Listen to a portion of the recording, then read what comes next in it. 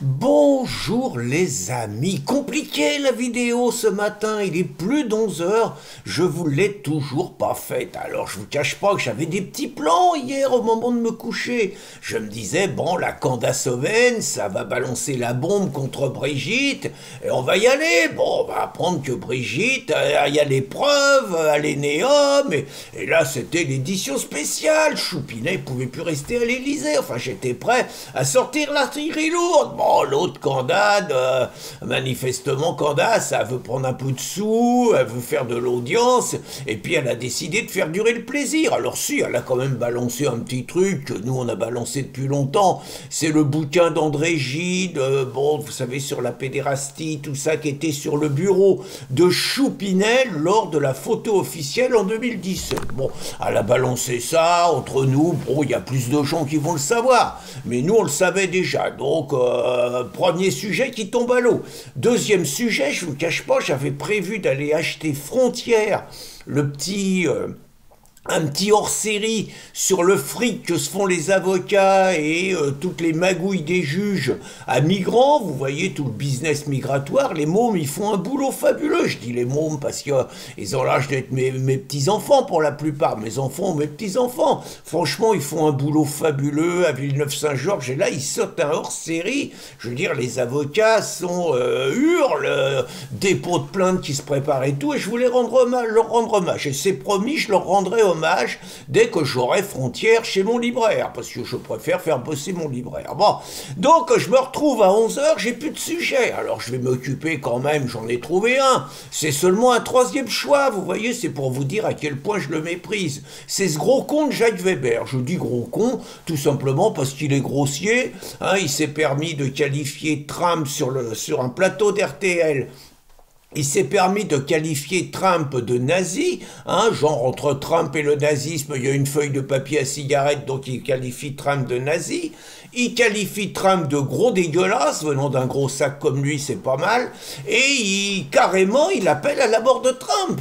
Le mec dit, il faut l'éliminer, c'est indispensable, il faut le supprimer.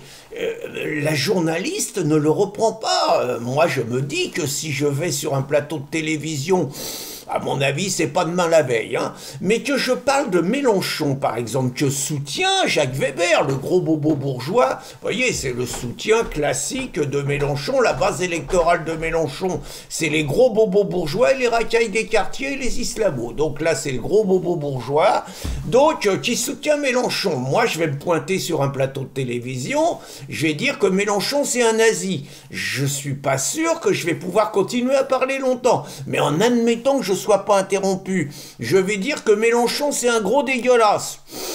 Je serais étonné que ça passe. Et je vais appeler carrément à l'élimination physique de Mélenchon.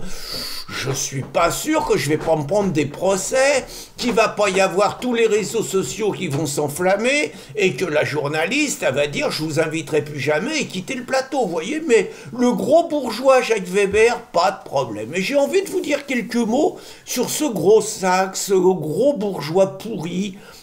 Alors c'est d'abord le juif de gauche dans toute sa splendeur. Donc c'est le juif de gauche qui dégueule sur Israël. C'est le juif de gauche pro-palestinien. C'est le juif de gauche qui crée les conditions pour qu'Israël meure, mais qui, une fois qu'Israël aura été anéanti par les Palestiniens, se fera égorger par les Palestiniens.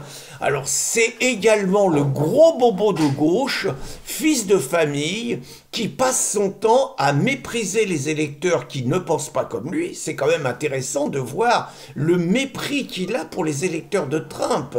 Les électeurs de Trump, ils sont cons parce qu'ils lisent pas. Les électeurs de Trump, ils sont idiots parce qu'ils sont sur les réseaux sociaux et ils lisent pas Victor Hugo. Vous voyez, c'est ce mépris de caste et ce mépris de classe. C'est également le refus de la démocratie.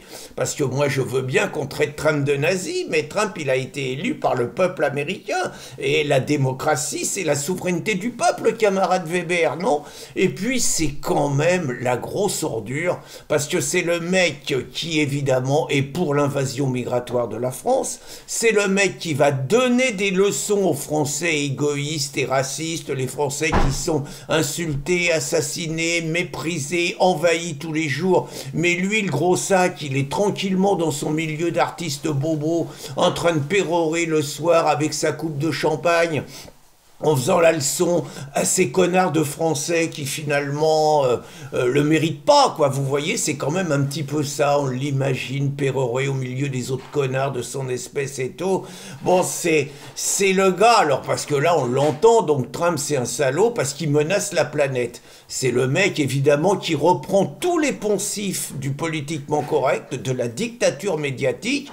Autrement dit, l'immigration et l'islam, c'est une chance pour la France. L'immigration, bien sûr, on en a besoin, surtout lui pour se faire livrer chez lui par les esclaves. L'islam, c'est évidemment une religion d'amour et de paix, mais Israël, c'est un pays de fachos, et le catholicisme, c'est une religion de merde. Bien évidemment, il épouse le poncif de la planète en danger, alors que vous avez plein de personnes qui vous montrent que le GIEC, c'est une imposture. Alors on vous dit pas, à l'époque du vaccin, ça a dû être un premier de la classe qui crachait après les non-vaccinés, et je suis certain qu'il dégueule sur Poutine et qu'il est pour l'Ukraine. Vous voyez, c'est le tocard qui ne fait qu'annonner ce que lui raconte le système, ce que lui fait ingurgiter le système, mais qui se permet de traiter de cons les électeurs américains qui justement sont suffisamment intelligents pour ne pas écouter la dictature médiatique et pour se faire leur choix par eux-mêmes. C'est exactement le même salopard qui doit... Je me permets de l'insulter, hein, parce que lui, il insulte Trump, il n'y a pas de raison, puis je suis sûr qu'il a mal parlé de Marine, qu'il a mal parlé de Zemmour. C'est le même salopard qui va mépriser les électeurs de Marine et les électeurs de Zemmour, tout simplement parce que eux, ils sont victimes des conséquences de la politique que des mecs comme Weber imposent aux Français, et bah qu'eux, ils font savoir qu'ils en veulent plus, qu'ils veulent que la France reste la France, et qui veulent que leur région reste leur région et leur ville reste leur ville. Donc voilà, j'avais envie de baffer comme ça Jacques Weber en lui disant que si Trump est un nazi et Bayrou est un démocrate, et ben très franchement, je préfère le nazi, je mets des guillemets bien sûr, Trump, qui respecte le programme pour lequel il a été élu, qui commence le grand nettoyage, qui commence à expulser les millions de clandestins qui n'ont rien à faire là, qui commence à virer tous les bureaucrates, les fonctionnaires inutiles qui ont été placés là par les démocrates pour noyauter l'appareil d'État. Je préfère un Trump qui tape le poing sur la table et qui se laisse pas marcher dessus par la dictature écologique que le Bayrou couille molle démocrate qui subit le chantage des uns et des autres, qui est incapable de prendre une décision alors qu'il faut prendre des décisions à la Trump pour sauver la France. Donc, mon cher Weber, t'es un gros con, et vive Trump et abat tous les tocards de démocrates guillemets français. Bonne journée les amis.